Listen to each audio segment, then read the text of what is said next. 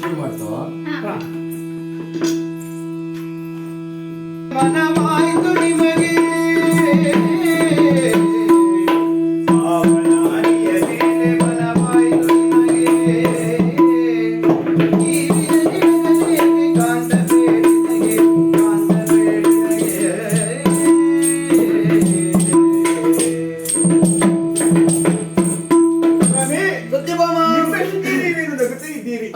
ನಗಬೇಕು ಅಂತಾದ್ರೆ ಏನಾದ್ರೂ ಒಂದು ವಿಶೇಷವಾದ ಸುದ್ದಿಯನ್ನ ಕೇಳಿರ್ಬೇಕಂತೆ. ಇಲ್ಲದೆ ಹೋದ್ರೆ ಯಾವ ವ್ಯಕ್ತಿಗಳು ನಗಲಿಕ್ಕಾಗಿ ಹೋಗುದಿಲ್ಲ. ನಿಮ್ಮ ಈ ಸೇವೆಗಾಗಿ 16,008 ಮಂದಿ ಸತ್ಯದ ನಿಮ್ಮ ಪದ ಸೇವೆಗಾಗಿ ನಾವಿದ್ದೇವೆ ತಾನೆ. ಬೇರೆ ಯಾವುದೋ ಒಂದು ನಾರಿಯ ಮೇಲೆ ಮನಸ್ಸಾಗಿ ಈ ರೀತಿ ನಗ್ತಾ ಇದ್ದೀರಾ ಅಂತ ತಾವು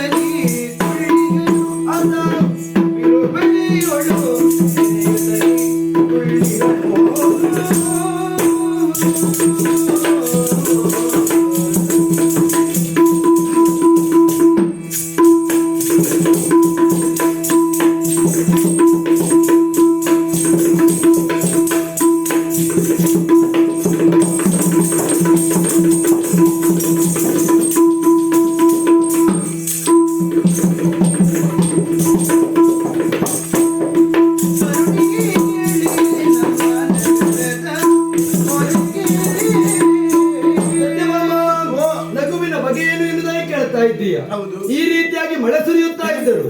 ನಂದನವನದ ಉಪವನದಲ್ಲಿ ಯತಿಯ ವೇಷದಲ್ಲಿ ಪಾರ್ಥ ಕುಳಿತುಕೊಂಡಿದ್ದಾನೆ. ಕಾರಣ ಸುಭದ್ರ ಕಲ್ಯಾಣವನ್ನು ಕೌರವನೊಡನೆ ಮಾಡಬೇಕೆನ್ನುವ ಹಾಗೆ ಅಣ್ಣನಾಗಿರುವಂತ ಬಲಭದ್ರ ನಿಶ್ಚಯಿಸಿದ್ದಾನೆ. ಅದನ್ನು ತಪ್ಪಿಸಬೇಕು, ಸುಭದ್ರೆ ಪಾರ್ಥನ ಕೈ ಸೇರಿಸಬೇಕು ಎನ್ನುವ ಹಾಗೆ ನಾನು ಆಲೋಚನೆಯನ್ನು ಮಾಡಿದ್ದೇನೆ. ಯತಿಯ ವೇಷದಲ್ಲಿ ನೀನು ಕುಳಿತುಕೊಂಡದ್ದೇ ಹೋದಂತಾಗಿದ್ರೆ ಅಣ್ಣನಿಗೆ ಗೌರವ ಪ್ರೀತಿ ಇರುವ ಕಾರಣ ತಂಗಿಯಾಗಿರುವಂತ ಸುಭದ್ರೆಯನ್ನ ಪೂಜಿಸುವುದಕ್ಕಾಗಿಯೂ ಸೇವೆ ಮಾಡುವುದಕ್ಕಾಗಿಯೂ ನಿನ್ನಲ್ಲಿವರೆಗಾಗಿ ಕಳುಹಿಕೊಡ್ತಾನೆ. ಆ ಸಂದರ್ಭವನ್ನು ಬಳಸಿಕೊಂಡು ಸುಭದ್ರ ಕಲ್ಯಾಣ ನಿನ್ನೊಡನೆ ನಾನು ಮಾಡುತ್ತೇನೆ ಎನ್ನುವಂತಹ ಭರವಸೆಯನ್ನು ಕೊಟ್ಟವನು ನಾನಿದ್ದೇನೆ. ಇದರಿಂದ ಆಗುವಂತದ್ದೇನು ಗೊತ್ತಾ? ನನ್ನ ಅಣ್ಣನ ಗರ್ವ ಭಂಗ, ಆ ಕೌರವನ ಮಾನಭಂಗ, ಇದನ್ನೆಲ್ಲ ಎಣಿಸಿಕೊಂಡು ನಗುತ್ತಾ ಇದ್ದೇನೆ ಬಿಟ್ರೆ ನಾರಿಯರ ಕುರಿತಾಗಿ ಅಲ್ಲ.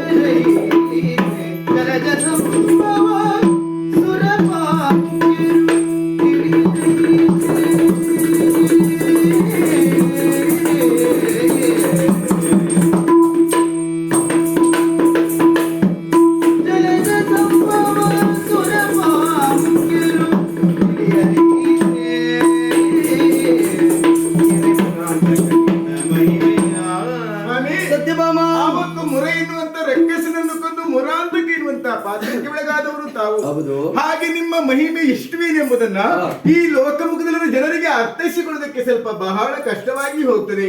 ಯಾಕಂತ ಹೇಳಿ ನೀವೊಬ್ರು ದೇವತ ಮನುಷ್ಯರಾದ ಕಾರಣಕ್ಕಾಗಿ ನಿಮ್ಮಲ್ಲಿ ಕೈ ಮುಗಿದು ಬೇಡಿಕೊಳ್ಳುತ್ತಲೇ ಇದ್ದೇನೆ. ಆದಷ್ಟು ಬೇಗ ಈ ಮನೆಯೊಳಗೊಂದು ನಿಮ್ಮಿಂದಲೇ ಸುಭದ್ರಾಗ್ಲಿಯನ್ನು ನೆರವೇರಿಸಿಕೊಡ್ಬೇಕು. ಹಾಗೆ ಆಗಲಂತೆ.